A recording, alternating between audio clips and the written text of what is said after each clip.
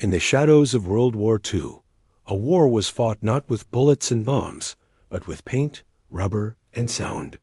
This is the story of the 23rd Headquarters Special Troops, better known as the Ghost Army.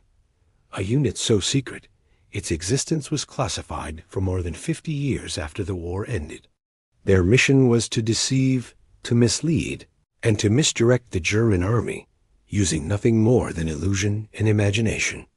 Imagine you're a German soldier in 1944, peering through your binoculars across the fields of France. You spot a massive American armored division, hundreds of Sherman tanks glinting in the sun, artillery pieces aimed at your lines, and columns of troops moving into position. Your commanders divert reinforcements to counter this threat, convinced a major attack is imminent. But what you saw wasn't real. The tanks were inflatable rubber decoys, weighing only 90 pounds. The artillery was made of wood and canvas, and the troop movements were just a handful of soldiers driving in circles to kick up dust. The sounds of an entire army on the move? They were elaborate recordings, blasted through giant speakers capable of being heard 15 miles away. You've just been fooled by the Ghost Army. This unique unit was a brainchild of American military planners who understood the power of psychological warfare. They recruited a bizarre collection of talent: artists from New York and Philadelphia art schools, advertising executives, architects, sound engineers, and stage designers. These weren't your typical soldiers. They were creatives, tasked with the ultimate artistic challenge: creating a believable imitation of a 30,000-man army. Their toolkit was unlike any other in the military. It included hundreds of inflatable tanks, cannons, jeeps, and trucks. They had a library of sound effects recorded at Fort Knox that could replicate the noises of different divisions, from their unique engine sounds to the casual chatter of soldiers. And they conducted spoof radio, mimicking the traffic of a real command post to complete the illusion. Their operations were a traveling roadshow of deception. They would arrive at a location, often under the cover of darkness, and in a matter of hours, an empty field would be transformed into a bustling military encampment. They'd inflate their rubber armada, carefully arranging the dummy vehicles to look convincing from the air. They'd play their sonic illusions, broadcasting the sounds of tanks being repaired or divisions on the march.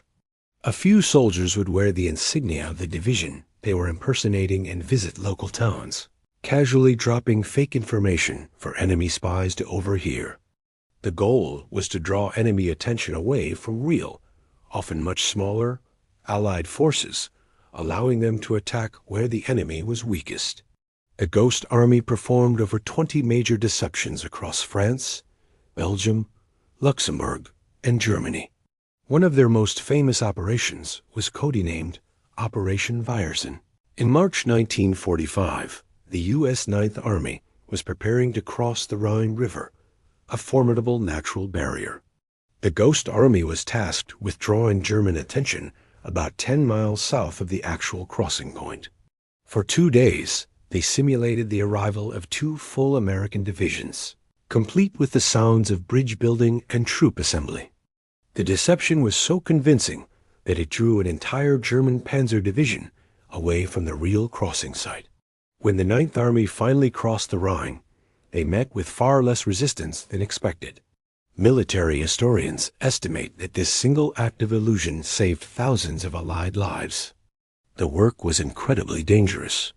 The members of the Ghost Army were always on the front lines, often operating just a few hundred yards from the enemy. They were deliberately drawing fire. To be effective, the Germans had to see them, which meant they were always vulnerable. If their deception was discovered, their small force of just over 1,000 men would be no match for the enemy divisions they were pretending to be. They were armed with real weapons, but their primary defense was their creativity. They were fighting a war of wits, where a misplaced inflatable tank or a poorly timed sound effect could mean disaster. The soldiers themselves were a fascinating mix. Bill Bloss, the future fashion designer, was in the Ghost Army, applying his artistic skills to camouflage. Arthur Singer, who would later become a famous wildlife painter, was another. Ellsworth Kelly, a major figure in post-war abstract art, served in the unit. These men, who would go on to shape American culture, spent their war years painting dummy tanks and designing fake shoulder patches. They were masters of what they called controlled sloppiness, making their illusions just imperfect enough to be believable. A perfectly aligned row of tanks would look fake from the air, so they'd arrange them with calculated randomness. After the war, the men of the Ghost Army were sworn to secrecy. They returned to their civilian lives, their incredible stories locked away. The official records were classified, and their contribution to the Allied victory remained unknown to the public for decades. They couldn't even tell their families what they had truly done during the war. It wasn't until the 1990s that the mission was declassified, and the story of this phantom army finally came to light. In 2022, they were finally awarded the Congressional Gold Medal, a long overdue recognition of their bravery and ingenuity. The legacy of the Ghost Army is a testament to the power of creative thinking in the most unlikely of circumstances. They proved that an idea could be as powerful as a weapon, that an illusion could save more lives than a battalion of soldiers. They were artists who went to war and used their craft to deceive the enemy, fighting not with brute force, but with cleverness, courage, and a whole lot of hot air.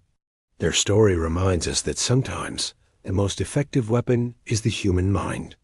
Thanks for watching, and if you enjoyed this story, be sure to like and subscribe for more hidden histories.